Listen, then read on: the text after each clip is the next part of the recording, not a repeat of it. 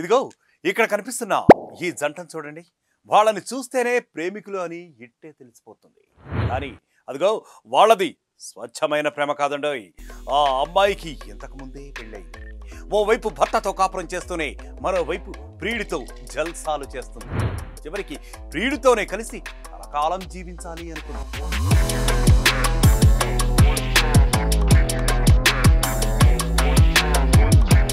అయితే ఇలాంటి బంధాలకే భర్తల ప్రాణాలు పోతున్న ఘటనలు ఎన్నో చూస్తూ వస్తున్నాం. కానీ ఈ మహిళ మాత్రం అలా చేయలేదు. కొందరి మహిళల్లా భర్తను చంపి పారిపోవాలనుకోలేదు. భర్తపై ప్రేమో ప్రియుడిపై మోజో తెలియదు, కానీ దృశ్యం సినిమాను మించిన స్కెచ్ వేసింది ఈ కిలాడి. ప్రియుడితో వెళ్ళిపోవాలి, కానీ భర్త వెతకొద్దు. అందుకోసం ఏకంగా ఓ అమాయకుడిని బలి తీసుకుంది. గుజరాత్లోని పఠాన్ జిల్లాలో జరిగిన ఈ దారుణం దృశ్యం సినిమా సీక్వెల్ గా సాగింది.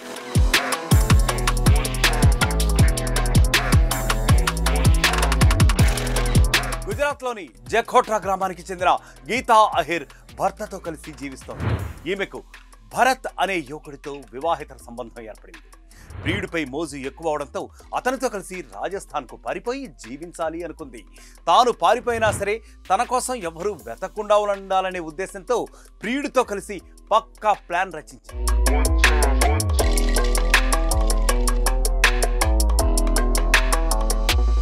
పథకం ప్రకారం ఒంటరిగా రోడ్డుపై వెళుతున్న హర్జీబాయి సోలంకి అనే వ్యక్తిని భరత్ అడ్డగించి హత్య చేసేశాడు. తాను చనిపోయినట్టు నమ్మించేందుకు ప్రియుడు భరత్తో కలిసి హర్జీబాయి శవానికి తన బట్టలు వేసి కాళ్లకు గజ్జలు తొడిగింది. అనంతరం శవంపై పెట్రోల్ పోసి నిప్పంటించి ఇద్దరూ కలిసి అక్కడి నుంచి పలాయనం చిత్తగించారు. తన మరణవార్త తెలిసి కుటుంబ సభ్యులు ఇక తన కోసం వెతకరని గీత భావించింది. అయినప్పటికీ దొరికిపోయి ఇప్పుడు మాత్రం కట్టకటాలు లెక్క పెట్టుకుంటోంది.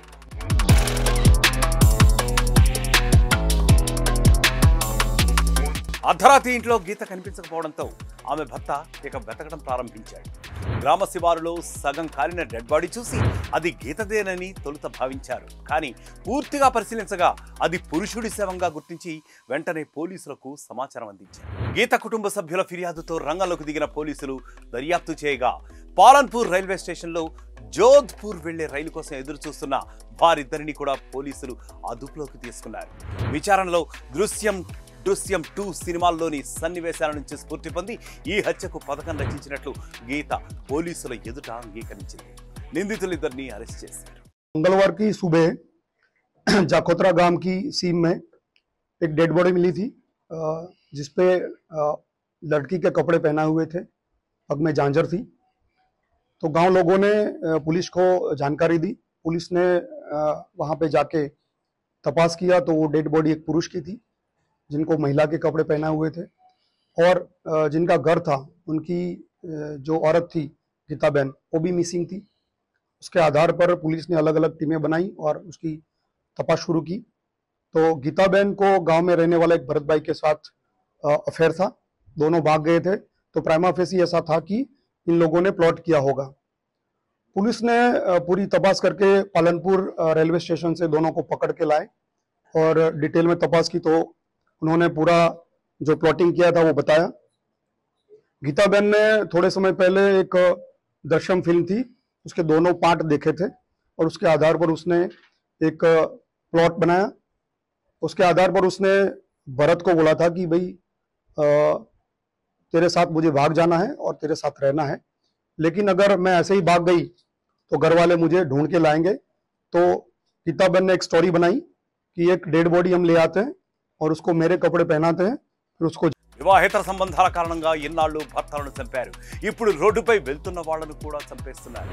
రేపు ఇంకెవరిని చంపుతారు? అందుకే యువతకు పెళ్లి గురించి, వైవాహిక సంబంధాల గురించి అవగాహన కల్పించి ఆ తరువాత వాళ్ళకు నచ్చితేనే పెళ్లి చేయండి, లేకపోతే ఇదిగా ఇలాగే అవుతుంది.